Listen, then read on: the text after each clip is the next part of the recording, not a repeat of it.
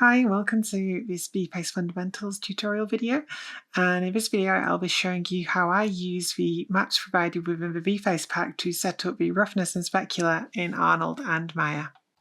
Okay, so I'm starting with a scene that I had at the end of the previous video where I showed how to set up a complex displacement shader network so that you can control the strength of the displacement on a per region, per channel basis.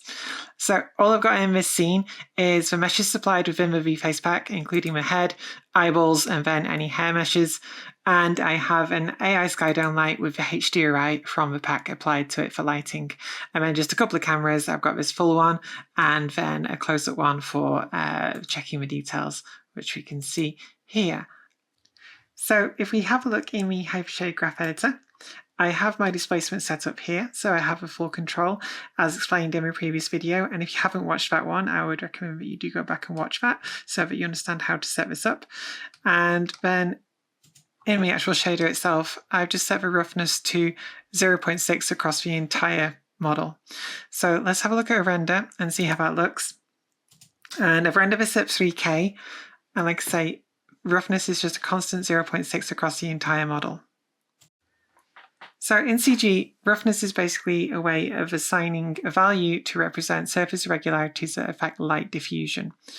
And the advantage of using something like the VFace map is that the resolution of these maps is very high, they contain a lot of detail, so it's already doing a very good job of breaking up that specular response and giving us a very realistic result, even with just a uniform 0.6 value across the entire model. However, skin is very subjective. You're going to want to edit things in certain areas and have control to be able to make some areas a lot glossier than others. And also there's a few things that we need to do just to make this specular response a little bit more realistic and a little bit more lifelike for actual skin. So to control that roughness, you could create a map and plug that into the standard surface shader. However, the only drawback to that is that each time that you do want to tweak the roughness values, you will have to go back and edit that map and then bring it back in. And what I prefer to do is have more control in the shader, and using the maps provided with the VFace pack, it's very easy to set this up so that we can quickly make changes within the shader at render time rather than having to go back into external software to make those changes. So that's what I'm going to show you how to set up now. So let's get started. So I'm going to start by going back into the hypershade graph editor. And what I'm going to be using again is the layer RGBA node. As I've explained in previous videos, I come from primarily using Arnold and Houdini, so I'm very much used to using Arnold nodes. You can use Maya native nodes instead. So I'll start by dropping down a layer RGBA node. And the first thing we want to do is establish a base level roughness for this. So this first layer, we're going to call base. And in input here, we'll click on input, and under value, give our value of 0.6. And that means that if there's any gaps between the masked areas or anything like that, then this is the value that will come through. So it's important to set that as a base. And then what we want to do is use these ID mask maps to enable us to control any areas that we want to edit. So if I go into Photoshop again, these are the masks, and we can see that they're split into different channels. So green for the nose, blue for the cheeks, red for the forehead, and covering various different areas of the face. And you can plug in as many or as little of these as you like, depending on how much control you need. And one thing that's worth noting is that layer RGBA node is limited to 8 layers in total. So what I'm going to do for the first one here is plug in what I want to have to control just the face itself, not the head, just the areas on the face.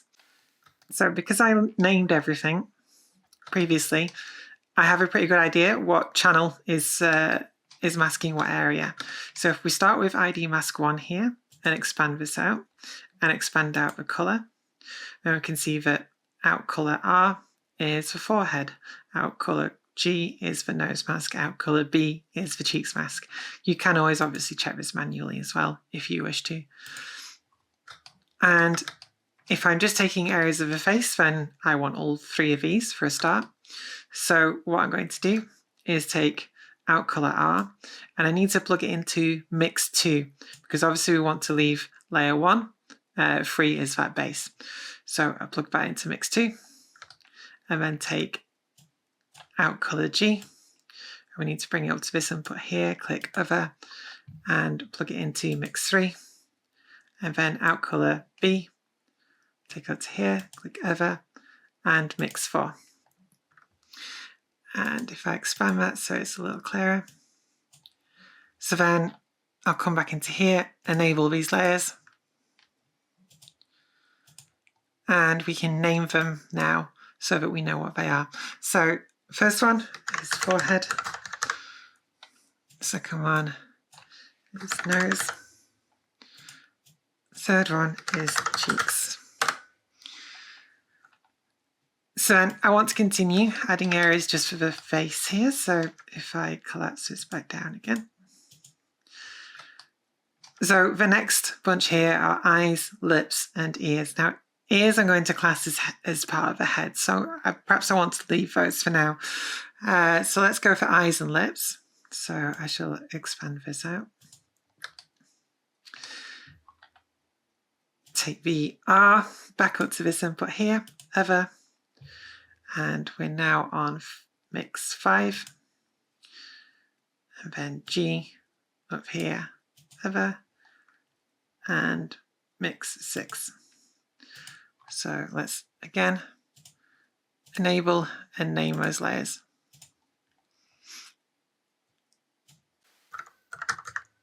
So eyes, and then layer 6 was lips.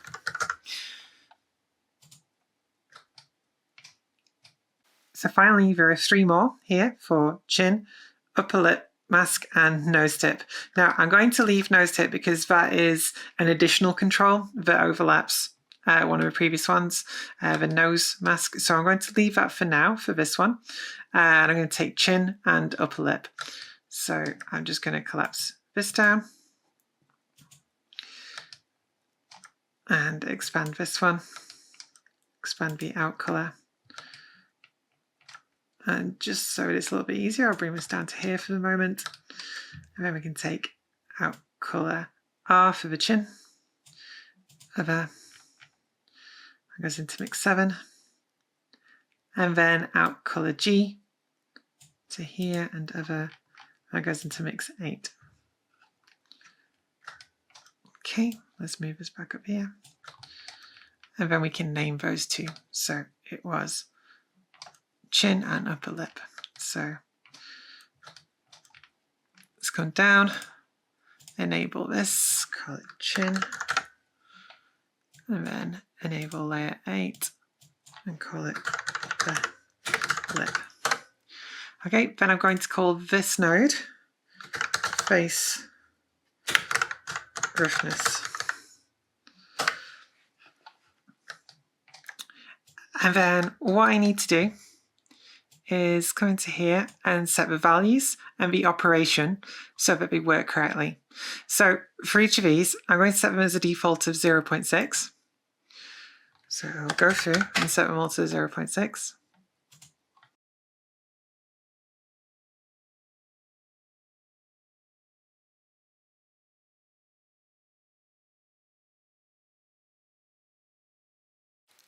And then for the operation, which is effectively the blending mode, much like it is in Photoshop, I'm going to set this to overwrite so that it completely overwrites the value in the base layer there. And the way that it works is that each of these will be on top of the previous one. So layer 4 is over layer 3. So if you do have anything overlapping, anything that goes over something else, you need to make sure it's on one of the later layers. So again, just going through and setting all these to overwrite.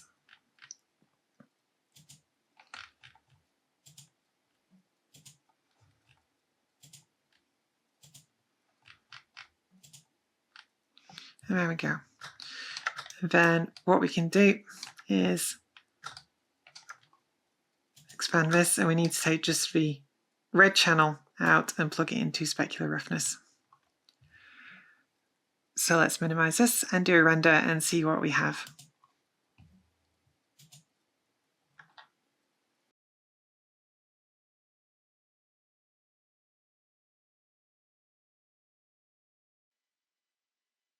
Okay, so the result we have here is exactly the same as before, which was expected.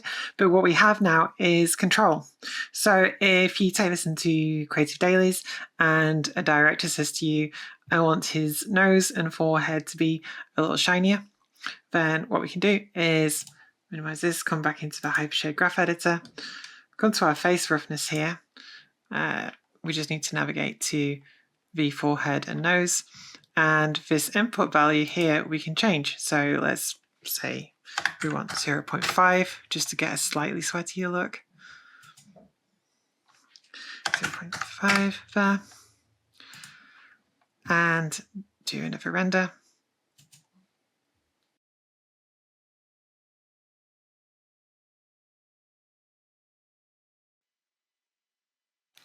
So now we can see that the nose and forehead just have a slightly sharper specular response.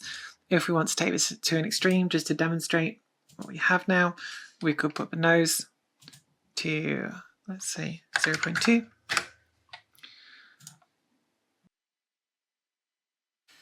So cool, now we can see that his nose is coming out very shiny. Obviously, this isn't correct, but it demonstrates how you can localize that difference quite quickly just with a shader. So that's great. We've got those 7 areas that we can edit now. But if we want to add more, then how do we do that? Seeing as the layer RGBA node is limited to 8 layers. So I'll show you how. I'm just going to close this and bring back up our hypershade graph editor. So say I decided that I want control for the rest of the head. Then what we need to do is take the output from this as our new base value. So I'm going to create a new layer RGBA. And for input 1, I will take the out color from here and plug it straight into input 1. And that means that any changes that I do here will be represented in the first layer of this. And then I can just start to plug in any remaining masks that I want to control those other areas. So previously we took all areas controlling the face, so let's concentrate now on the head, on the rest of the head. So first one in this list is ears. So let's just expand this out a little bit. So that's the blue channel from ID Mask 2. So we can take this up and plug it into Mix 2. And I'm going to name that straight away so I don't forget what it is. Give our input of 0.6 and change the operation to overwrite.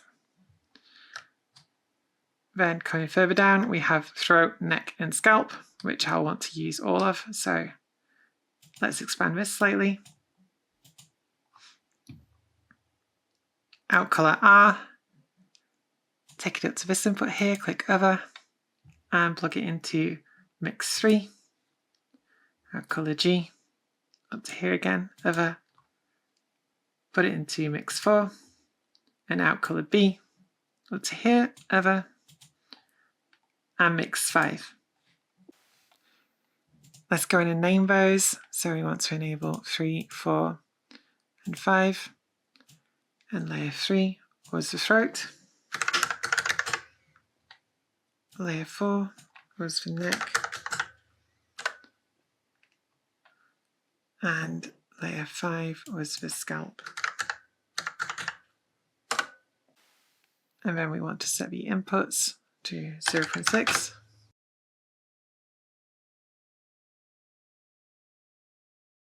And the operations to overwrite.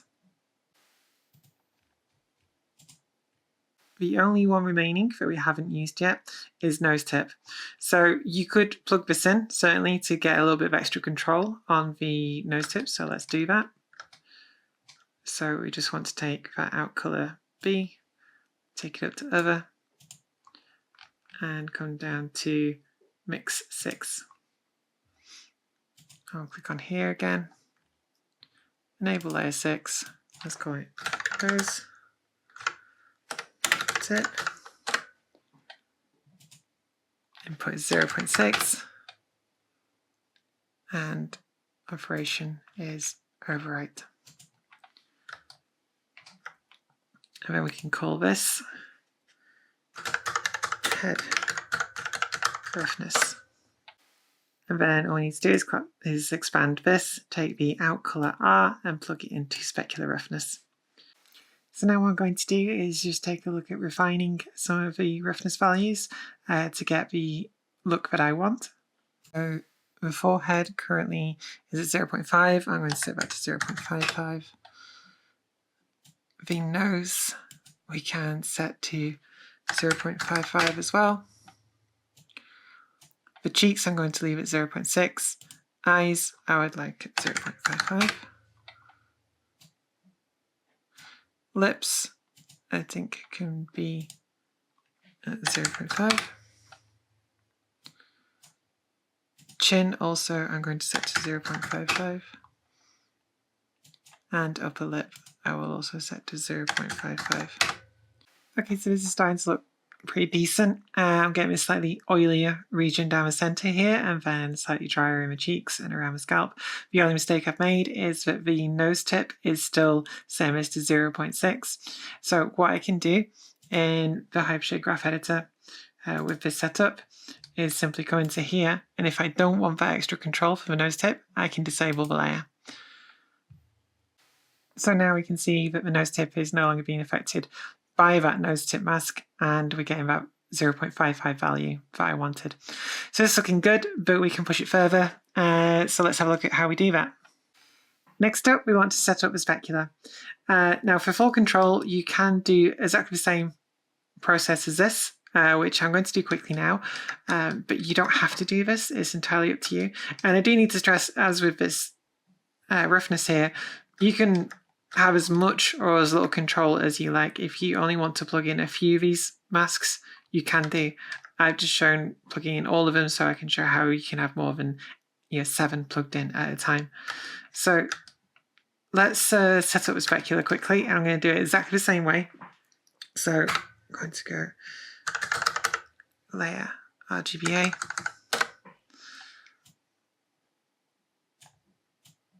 And we want to call this one spec face. And again, we want to set our base value. So layer 1 will be base. I'm going to set that at 1. And we can leave all the other settings in that layer as they are for now and go straight ahead and start plugging in the masks. So let's expand this. So we want forehead, nose and cheeks from here. So R into mix 2, G into other and mix 3, B into other and mix 4. And obviously then we want to go into here, enable, name these layers. So for head, nose and cheeks. And then for the inputs, I'm going to set to 1, so we can just put this slider straight to the top there. Same there, and same here. And again, the operation is going to be overwrite.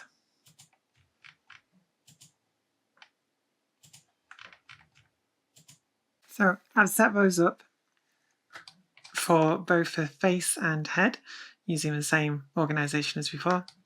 And we can now expand the out color, take the out color R and plug it into specular. And currently everything is set to an input value of 1 with over, so we should just get a consistent specular output of 1. One area that we do want to reduce the specular in is in pores and cavities, and for that I'm going to use this map, which is also supplied within the VFace pack. And if we look in channels under the red, green and blue channels, we can see that each channel contains different information. So in the red channel we have hemoglobin, in the green channel we have melanin, and both these can be used for color grading to add more redness to various areas, blood flow, things like that. But the one I'm interested in here is the blue channel, which is a full cavity map and extremely accurate. And very, very detailed. So this is a super powerful map that will help us, bring extra realism to our shader. So let's implement that now. As I mentioned in a previous video, you can quite simply just drag and drop maps straight from Windows Explorer into the Hypershade graph editor, which is really useful. So we want to take this XYZ utility lin sRGB map, click and drag it into here, and it will set it up for us. So next I'm going to add an AI multiply node. So we'll press tab and put multiply and select that one. And I want to take the out color from head spec here and plug it into input 1. And then I'm going to expand the out color here, and we only want to take out color B, which was a cavity map. And we're going to plug that into all 3 channels here.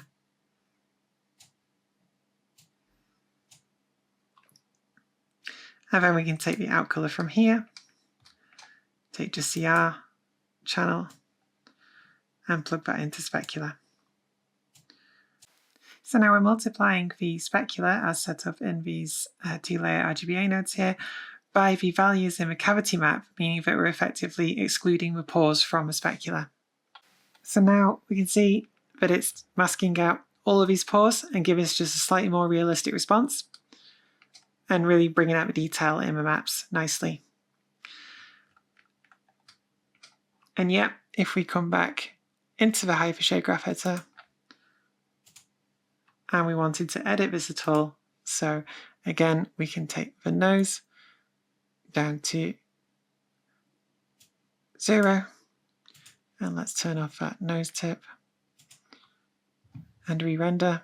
Then we can see on render buckets aside that the specular has completely disappeared on the nose. So let's close this. So I'm just going to rename this node pause map for a little bit of housekeeping, and then we can move on to the final part of this tutorial, which is setting up the coat map. And this is something I like to do to give a 2-level spec to the skin, which I think brings a little bit of extra realism and a little bit of extra life to the skin as well. So you can set up something similar as this for the coat power. I feel it's slightly overkill. So all I'm going to actually do is reverse the roughness so that then any changes I make to roughness will have some knock-on effect onto the coat power. So what I'll do first is put down a reverse node.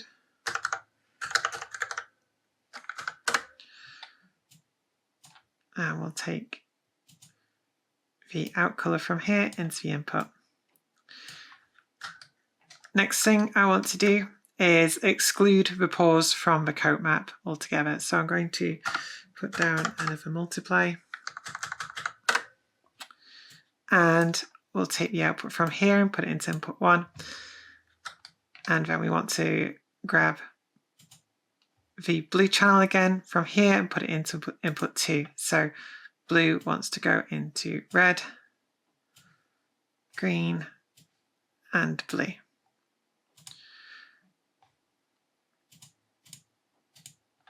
So let's name these. So roughness, convert, and coat pause.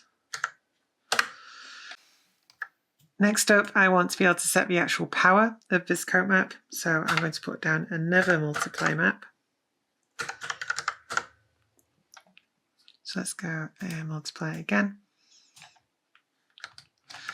And we want to take the out color from here, put it into input 1. And in this case, we don't need anything into input 2. We're just setting the value. So I'm going to come up here and click on the value here, and I want to set this to 0.1. And then we can expand this and take out color R and plug that into coat. And we want to name this coat power.